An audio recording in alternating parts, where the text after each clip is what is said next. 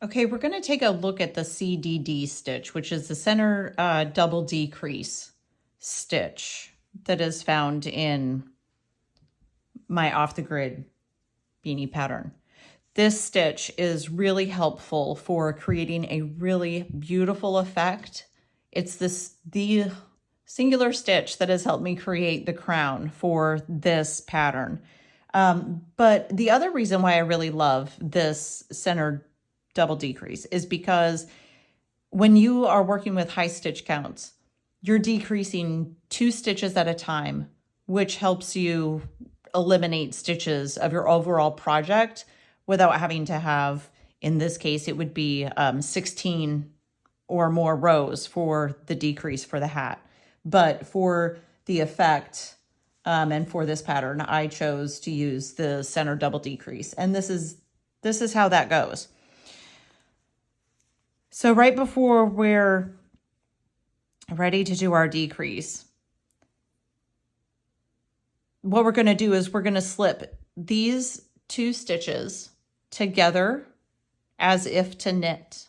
So we're just going to slip those 2 off of our needle.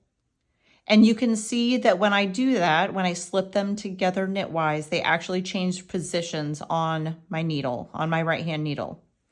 Then I'm going to knit the next stitch, and I'm going to pull those 2 back.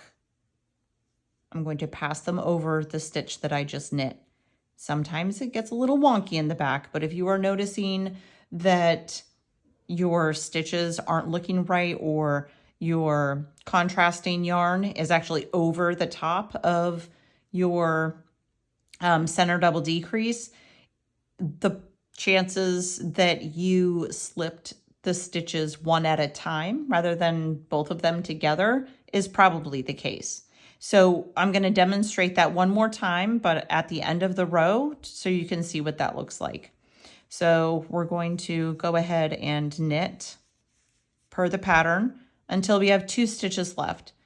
I'm going to slip both of these stitches knitwise at the same time, pull them off my needle.